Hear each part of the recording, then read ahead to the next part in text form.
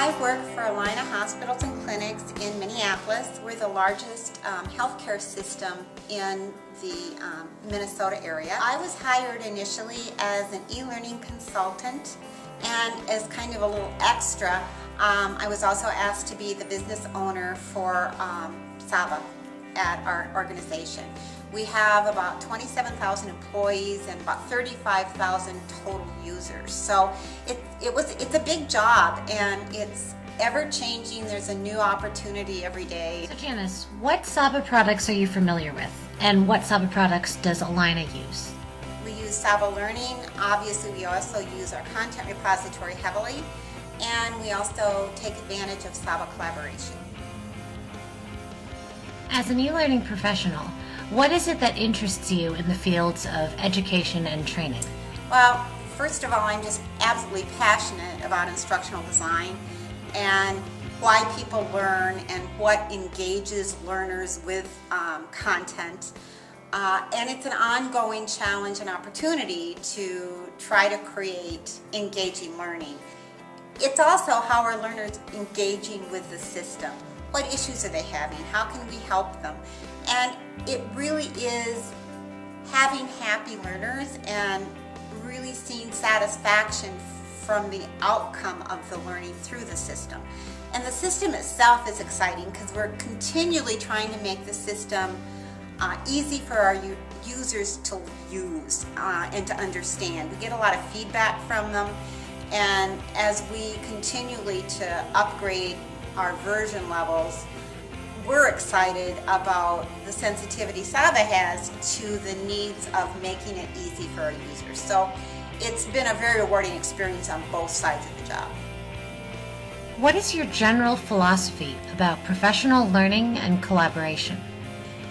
To me, learning in the adult setting is based on being close to your work. So learning experiences, in my perception, need to reflect the learner's job role as closely as possible and make it real to them. Adults can choose to learn or not to learn. It is a choice. It isn't that they have to do it. I think one of the things we see a lot with regulatory training is that users go in and click the next button. They just want to get done with it. They have to do it, but they don't really care about it. So are they really learning? Most of us would probably say no. So it's an opportunity to really try to make learning mean something to the learner. And collaboration is really critical in terms of long-term success in the organization. But collaboration is built on trust and mutual respect, and those things aren't done overnight. Those build over time. So it's a slow evolution in terms of building meaningful collaboration within the organization. And would you say that collaboration will play a role in the future of education and training?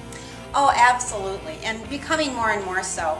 Because technology is changing so quickly and our job roles are changing so quickly, there's more and more information, and you can learn a great deal about a very little piece of information. So jobs are becoming increasingly specialized. And I think a good example is being a Saba administrator.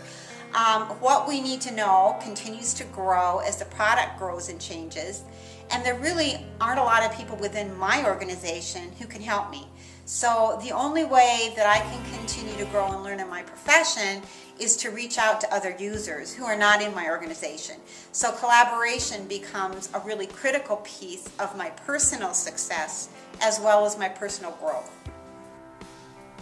I know that in addition to offering your own best practices and Saba expertise across discussion forums, Janice, you're also the owner on two of our groups in the Saba Online Community. First, the Healthcare Special Interest Group, and secondly, a co-owner on the Twin Cities Consortium group. I wanted to ask about the Twin Cities Consortium and how you and other regional users started that group. It got started when we started approaching other users in the area, because we would informally call people who we had met at Saba user group events. And we said, it would be really nice, we're all here, it would give us an opportunity to sit down face to face and really talk about some of our issues. And the other members in the community here in the Twin Cities was really excited about the idea. So after our first meeting, we initially did a charter, got it going, and each of the members takes turns hosting the meeting. So we also get to see each other's sites. We get to see examples of their installations of the product. It's really been very rewarding for everyone. What are your favorite parts of the Saba Online Community? Well, the things I really enjoy, I really love looking at what kinds of questions are other users asking, because I find that some other questions that are being addressed are things I haven't really thought about or things we're using, and it really triggers further exploration on our side to see how we could be taking advantage of these new capabilities in the system. I also really enjoy the fact that other collaboration members are sharing resources, that the product folks on the Saba side are in there sharing new ideas and innovations and allowing us to really have a role in how that product is going to develop and best meet our needs. We've seen that you've spent a significant amount of time on the community offering your Saba product expertise. What makes you the active contributor that you are? Well, my personal feeling is if you don't contribute, you're not going to learn. It's like anything else. If you're involved in an organization, in a community, you only learn by being an active participant. If you don't participate, if you just kind of sit back and watch, you're not thinking about it as much. You're not helping others. And to me, it is a community. You help each other. And if I want to ask for help, that means I need to be willing to offer help as well.